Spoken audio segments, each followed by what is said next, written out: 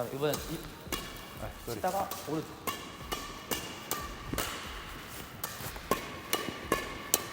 조심히. 치다가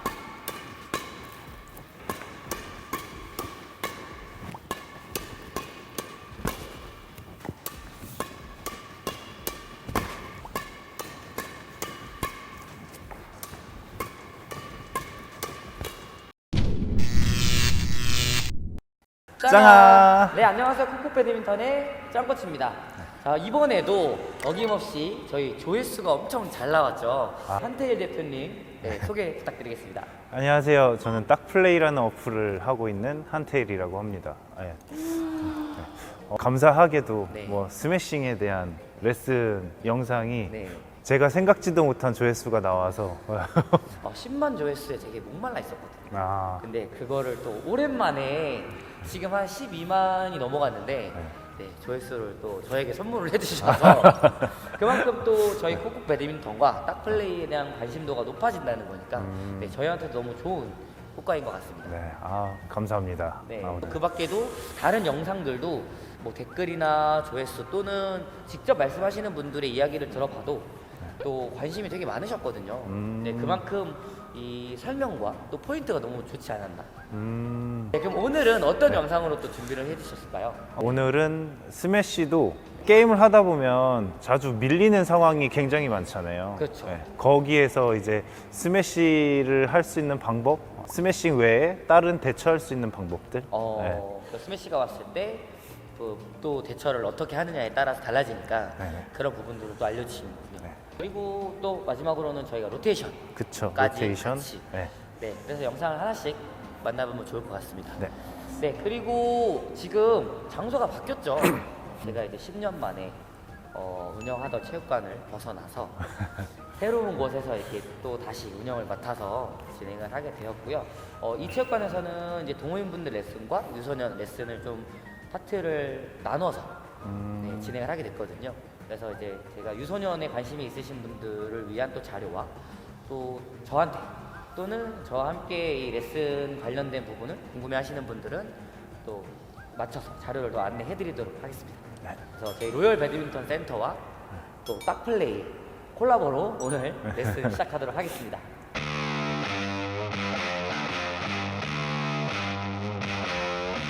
첫 번째는 수비인데 네. 수비도 항상 치기 좋게 준비된 곳으로만 오는 게 아니잖아요. 그쵸. 그래서 갑자기 이렇게 몸 쪽으로 깊숙이 날아오거나 겨드랑이 쪽, 이렇게 팔 깊숙이, 얼굴 쪽 이렇게 좀 어려워하시는 위치들이 있는데 그런 부분에 대해서 어떻게 수비를 하면 좋은지. 그런 볼들을 잘 치기 위해서는 네. 좀 수비 자세가 좀 잘 만들어져야 될 것 같아요. 그 기본이 중요하다. 그렇죠. 그쵸. 그래야 어쨌든 빠르게 반응을 할 수 있고 네. 그래도 공도 평소에 이렇게 일어서서 보는 공 속도와 그쵸. 자세를 낮췄을 때 공 속도가 또 같은 속도지만 좀 다르게 보일 수 있거든요. 기본적으로 대부분 수비 자세 하면 네. 기마 자세들을 많이 하세요. 엉덩이를 이렇게 뒤로 빼고 무릎을 구부려서 이렇게 준비하시는 분들이 초보자 자세를 낮추라고 하니까 다리를 이렇게 구부려서 낮추시는 분들이 많으시더라고요. 네. 다리를 구부리고 엉덩이가 뒤로 빠지면 순간적으로 움직이기가 쉽지 않죠. 중심이 둔해지는 뒤로 것 가 같아요. 있기 때문에 네. 뒤로는 나갈 수 있지만 앞으로는 빠르게 나갈 수가 없는 맞아요. 그런 자세가 될 네. 것 같아요. 그래서 일단은 기본적으로 저는 어깨 넓이보다 0.5배 정도라고 하는데 0.5배 정도 다리를 벌려주시고 네. 무릎은 그냥 우리가 평상시 그냥 이렇게 힘 빼고 살짝 구부러진 정도.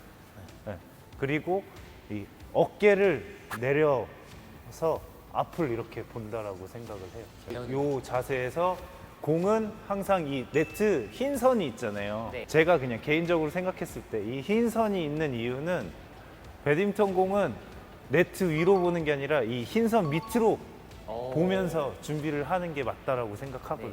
네. 그래야 조금 더 낮은 볼에 대한 반응이 좀 더 빨리 되더라고요.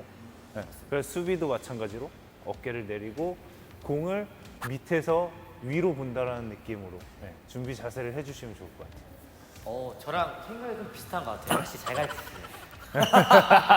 그리고 팔은 초보분들은 백을 잘 못하시니까 자꾸 맞아요. 이렇게 벌려서 이렇게 하시는데 아무리 좀 백이 약하다고 하셔도 자꾸 백을 치는 연습을 많이 해야 네. 여러 가지 스트로크들을 구사할 수 있기 때문에 항상 백으로 준비를 해주시고 이 팔꿈치가 이렇게 붙어 계시는 분들이 굉장히 많으세요. 이렇게 붙어 있으면 갑자기 이쪽으로 왔을 때 그럼 팔이 벌어져서 라켓을 움직여야 되잖아요. 그 상태에서 그냥 라켓만 움직여서 치는 시간이랑 네. 이 시간 차이가 엄청 크거든요. 배드민턴 0.1초가 엄청 지난번 차이가 많아요. 명언 있지 않습니까? 찰나의 순간에. 그리고 팔꿈치는 항상 아래쪽이 아닌 약간 옆을 향하게 해주시고 A자 자세를 좀 만들어 주시면 좋을 것 같아요. 굉장히 디테일하시네요.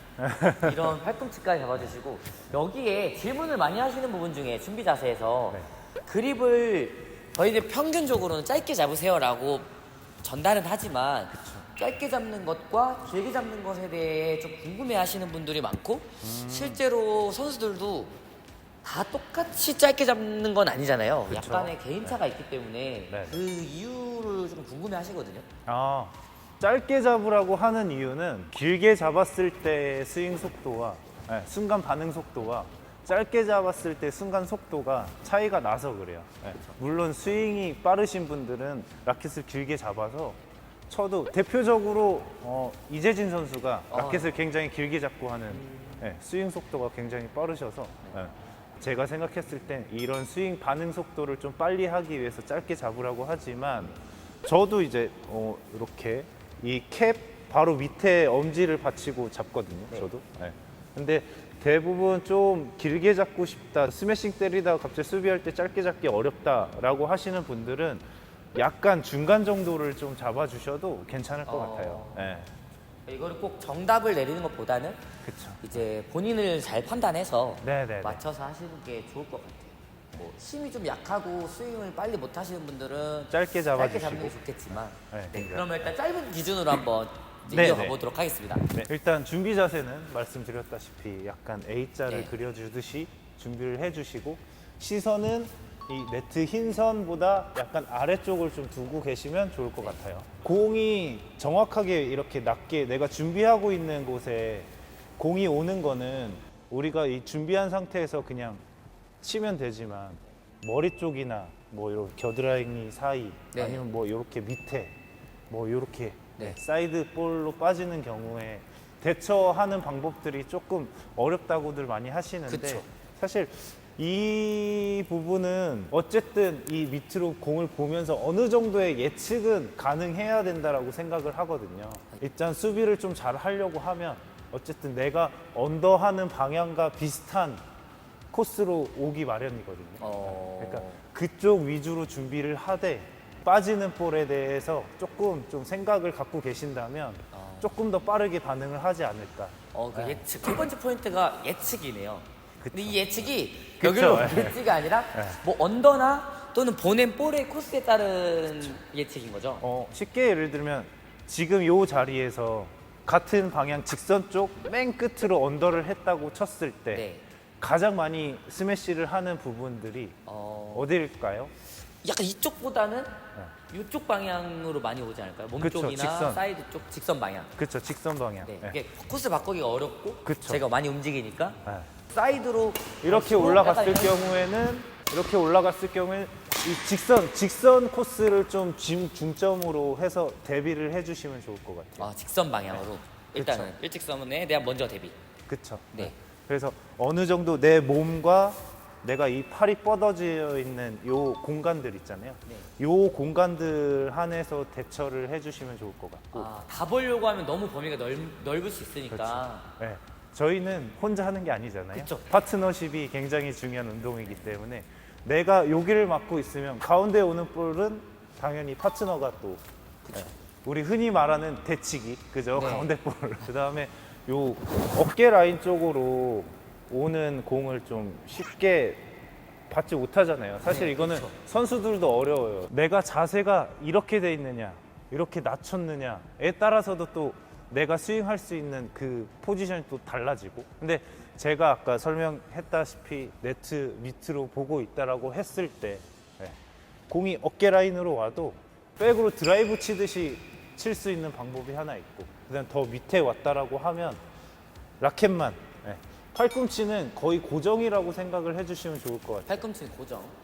라켓 헤드를 움직여준다라고 생각을 해주시면 좋을 것 같아요. 근데 공이 날라왔을 때 공을 치기 위해서는 어쨌든 헤드가 뒤로 빠졌다 앞으로 나가야 되잖아요. 네. 그러면은 타이밍적으로 제가 언더를 올리고 상대방이 빵 소리가 났어. 그럼 그게 하나, 내가 스윙하는 게 둘이에요. 네.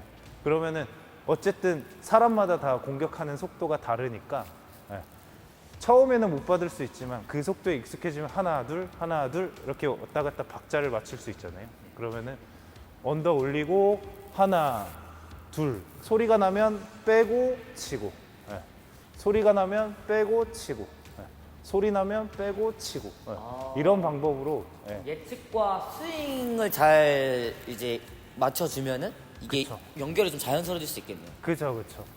상대방이지만 상대방이랑 박자를 맞추면서 공을 친다라고 생각을 해주면 좋을 것 같아요. 네. 오른손잡이 기준으로 오른쪽 겨드랑이 쪽에 왔을 때는 이 오는 방향으로 헤드를 뭐 세울지 또는 내릴지 결정을 하고, 그쵸. 상대가 치는 코스에 맞춰서 하나 둘의 타이밍을 잘 맞춰주는 방법이 일단은 좀 요령일 수 있겠네요. 그렇죠. 자, 여기에 얼굴 쪽으로 오는 공에 대해서 그냥 막 이렇게 퍼내는 경우도 많으신데, 그렇죠. 갑자기 가슴 쪽과 얼굴 쪽으로 오면 이러고 있다 갑자기 이렇게 놀래서 칠 때가 많잖아요. 근데 동호인 분들도 마찬가지지만 저도 게임하다 보면 갑자기 오면 놀래서 이렇게 칠 때가 있어요. 네. 그런 부분들은 아까 말씀드렸다시피 어느 정도의 예측한 상황에서만 내가 정확하게 볼을 컨트롤할 수 있지, 사실 갑자기 예상치 못한 볼들이 왔을 때는 사실 순간적인 반응으로 그냥 이루어지는 거라고 생각을 해요, 저는. 그러니까 이 대처하는 방법이 계속 일정하게 스매싱이 오면 편하게 받을 수 있지만, 스매싱도 사실 여러 가지잖아요. 코스별로 줄 수 있고 높게 낮게 줄 수 있잖아요.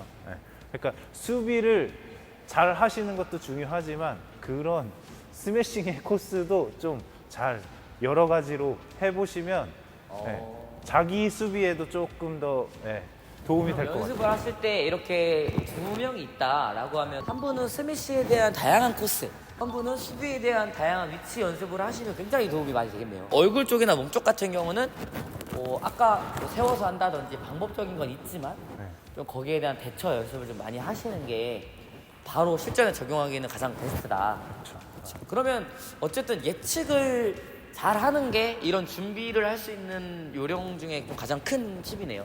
그 예측을 잘 하려면 밑에서 위로 봐야 된다. 그러니까 아래에서 위를 보고 기본적인 자세를 잘 잡은 이후에 이 볼에 대한 예측을 하는 능력을 키우시면 좀 더 수비의 능력도 같이 올라간다. 그렇죠. 근데 정답은 없는 것 같아요. 이게 방법이라고 하기에는 좀 뭐한 부분이 있는데 어느 정도의 그 공이 올 수 있는 방향만 좀 잘 읽는다라고 하면 그런 대처들은 충분히 다 하실 수 있을 거라 생각합니다. 그렇죠. 저는 근데 그렇게 생각해요. 영상을 보시는 분들이 초심자분들, D조, 뭐 C조 급수가 높은 분들보다는 낮은 분들이 많거든요.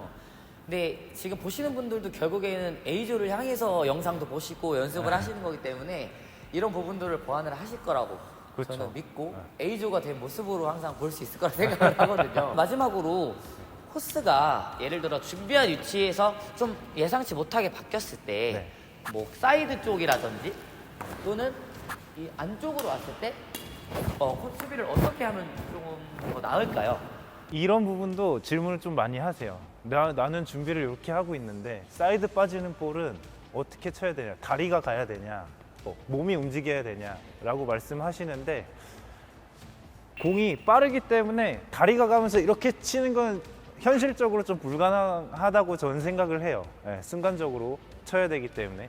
그래서 일단 중심 이동을 좀 잘 해주시는 게 좋은 것 같아요. 중심 이동? 그쵸. 약간 우리 스케이트 타는 친구들이 이렇게 옆으로 이렇게 밀잖아요. 그런 것처럼 중심 이동을 이렇게 옆으로. 그쵸. 만약에 지금 제가 서 있는 위치에서 백 쪽으로 왔을 경우에 왼쪽으로 길게 왔다 하면은 이런 중심 이동이 필요한 부분이 있는 것 같아요. 그리고 또 이쪽으로 좀 많이 왔다라고 하면 네. 이런 중심 이동들이 좀 필요한 것 같아요. 다리의 모습 진짜 스케이트 하는 약간 이런 느낌 좀 나네요. 네. 그래야 내가 제자리에서 칠 수 있는 범위보다 조금 더 멀리 갈 수 있기 때문에 시범 보여주시는 모습을 보니까 정말 사실 이 코트가 넓다고도 할 수 있지만 그쵸. 라켓을 뻗었을 때 거의 다 달 것 같은 위치거든요. 그쵸. 근데 중심 이동만 하니까 안정적으로 그 위치까지 딱 가는 것 같아요. 그쵸. 근데 이제 퍼스트는 사실 몸이 안 따라가면서 그쵸. 라켓 한계가 좀 있는 것 같아서 모습을 보니까 확 와닿아요 이게 느낌이. 사이드 코스로 오는 볼은 발을 뭐 움직이고 스윙을 빨리 하는 무리한 동작보다 오히려 중심 이동만 잘해도 더 좋아진다는 거죠. 강하게 스트로크를 하기 위해서는 내가 이 중심을 좀 잘 잡고 힘을 전달을 해야 되는 상황인데 네. 발을 움직이다가 중심이 흐트러질 수가 있거든요. 네. 네. 순간적으로 또 빠르게 해야 되니까 그죠? 네. 그러니까 이 중심 잡은 상태에서 중심 자체만 좀 이동을 시켜준다라고 하면 힘이 좀 더 많이 받는 것 같아요.